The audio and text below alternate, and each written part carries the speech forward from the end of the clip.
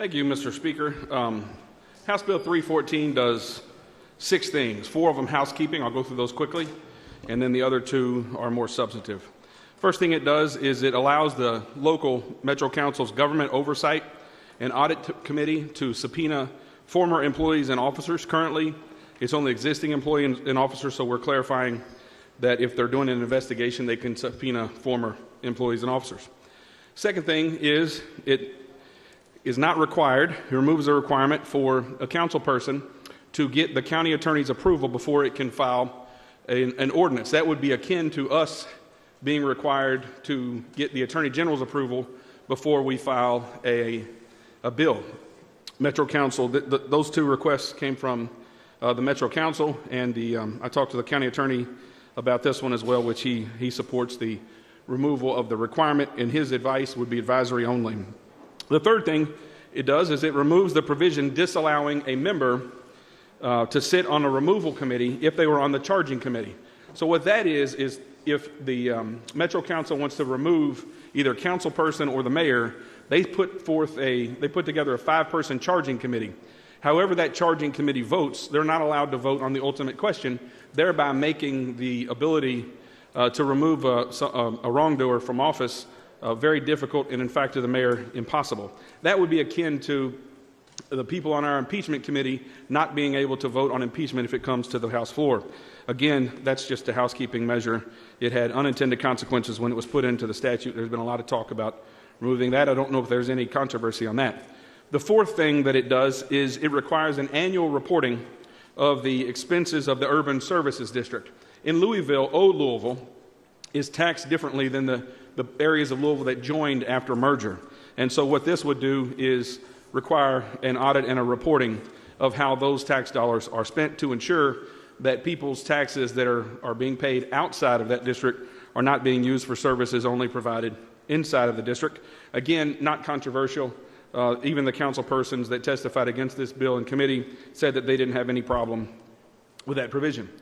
The fifth and sixth thing I want to highlight, because it's received a little bit more objection, is first is if this bill allows annexation.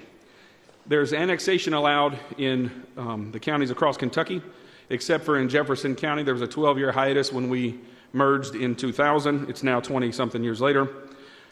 But there is a difference here. Here, it's going to require 75% of the voters who are to be annexed to agree with this. Across the Commonwealth, that number is 2/3. This goes up to 3/4, making it very difficult to approve or to reach that 75% mark. The other thing it does is it allows the making of new cities in Jefferson County. Now, I want to be very clear here. I do not want more small cities in Louisville. Average city in Kentucky is about 6,000. So what we've done is we said no city can incorporate in Jefferson County if they don't have more than 6,000 people. Now, when we think of Jefferson County cities, there's this misnomer that Jefferson County has tons and tons of cities, and we have 81, 2 of them defunct, so 79 cities.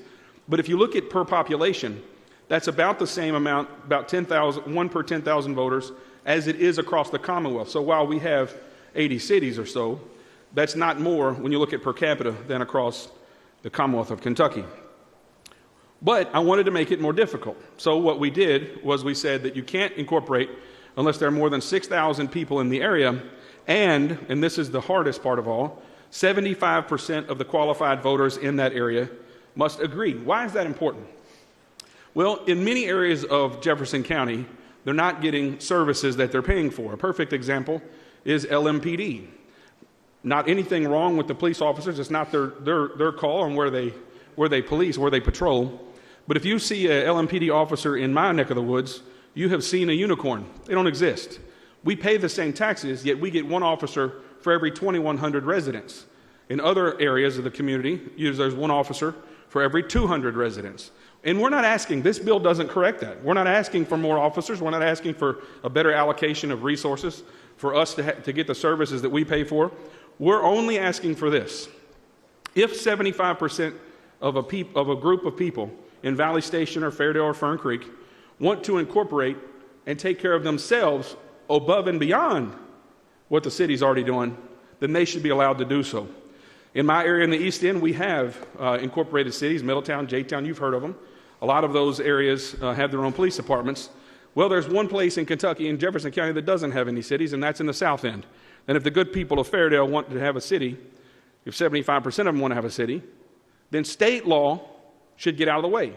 Now, we're going to hear my friends on the other side say, oh, this is a war on Louisville, stay out of it. But their argument is the counter. The argument is the counter, because what they're saying is Frankfurt should dictate to Louisville, should prohibit Louisville from having this conversation. What this bill does is it returns it to the good people of Valley Station and PRP, and it lets them make the decision and not us here in Frankfurt.